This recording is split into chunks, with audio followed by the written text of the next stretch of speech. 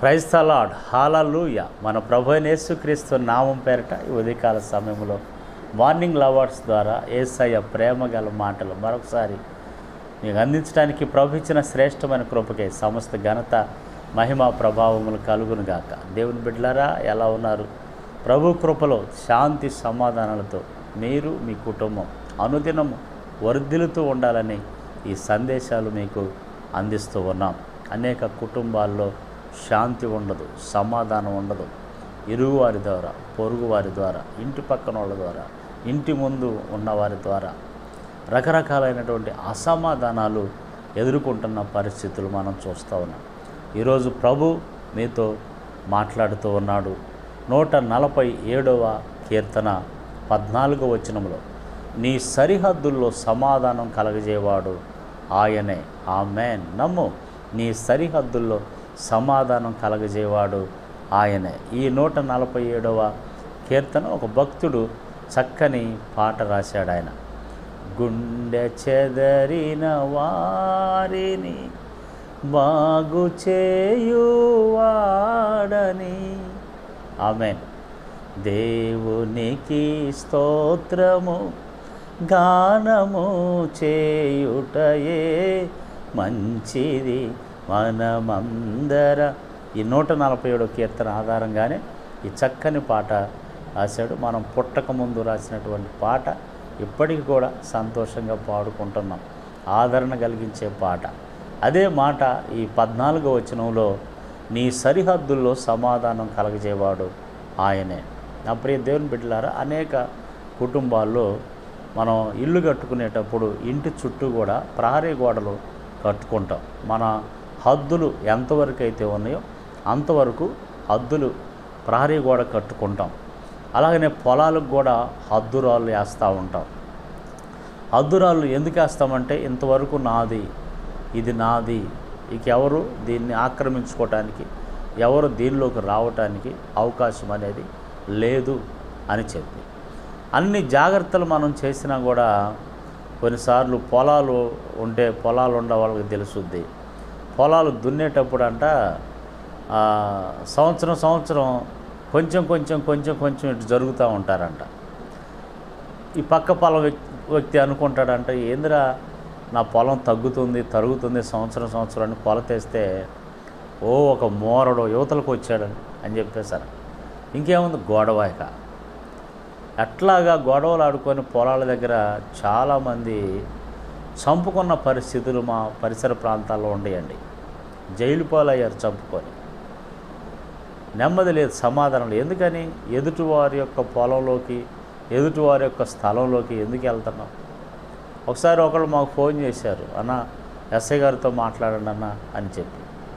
ఎందుకు అని చెప్పేశానంటే, పక్కింటి వాళ్ళు మా కాలువలో నీళ్లు అటు పోనీయట్లేదన్న, మేము వాడుకునే నీళ్లు, కాలువ అటే ఉంది, దారి అటే ఉంది, కానీ పోనీయట్లేదని గొడవ. దాని గురించి పోలీస్ స్టేషన్లో అలజడు. నెమ్మది ఉంటల్లా కొన్ని కుటుంబాల్లో అసమాధానాలు. ఇట్లాగా కొన్నిసార్లు మన సరిహద్దుల్లోకి శత్రువు చొచ్చుకొని వచ్చేస్తూ ఉంటాడు. ప్రహరీ గోడలు పడేస్తారు ఏదో ఒక కారణం చేత.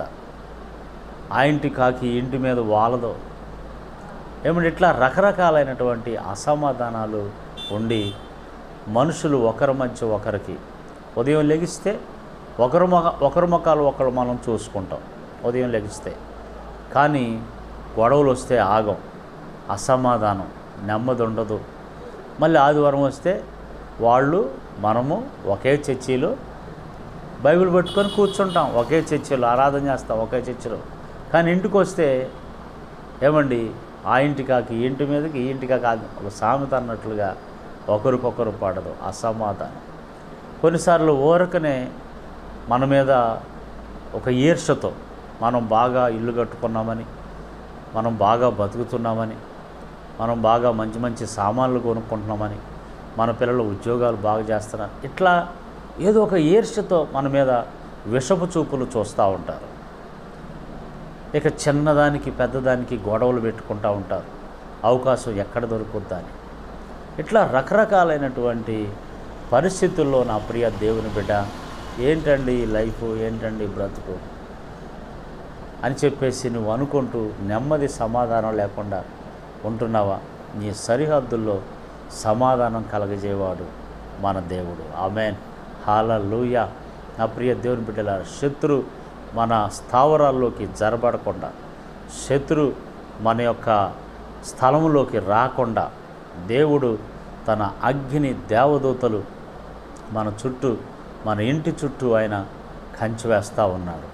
దేవుడు మనిషి అసమాధానం ఎప్పుడు తెచ్చుకున్నాడు? ఏదేను తోటలో దేవుడు ఒక హద్దు పెట్టి ఇక్కడ ఎంతవరకు ఉండండిరా అని చెప్తే పాపం చేసి తోట నుంచి గెంటు వేయబడ్డారు. తోట నుంచి గెంటు వేయబడి అసమాధానానికి గురైపోయారు. ఇవాళ మరలా మొదటి ఆదాము ద్వారా పాపం వస్తే రెండవ ఆదామని యేసుక్రీస్తు ద్వారా ఆ విడుదల కలిగింది, ఆ సమాధానం వచ్చింది. ఈరోజు ఆ ప్రభు అంటున్నాడు, ఆయన సమాధానకర్త. నీ ప్రభు, నా ప్రభు, మన ప్రభు సమాధానకర్త. నీ సరిహద్దుల్లో సమాధానం కలగజేవాడు ఆయన. ప్రభు సన్నిధిలో ప్రార్థన చేయి నా ప్రియ దేవుని బిడ్డలారా. నీ హద్దులు ఎవరు కూడా కదిలించలేరు.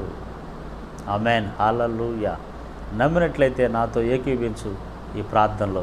ప్రభు కృప నీకు తోడయుండి సమాధానం కలగజేయునుగాక. సర్వకృపానిధిగు యేసు ప్రభు అని గొప్ప నామాన్ని బట్టి స్తోత్రాలు. ఏ కుటుంబాల్లో ఈరోజు ఈ మాటలు వింటున్న బిడ్డలు, వారి కుటుంబాలు ఆయన సరిహద్దుల్లో ఆయన సమాధానం లేక, నెమ్మది లేక బ్రతుకుతున్నట్లయితే అందరితో నీ బిడ్డలకి సమాధానం, ప్రేమ, ఐక్యత కలిగించమని యేసు నామములో ప్రార్థిస్తున్నాం తండ్రి. ఆమేన్, ఆమేన్.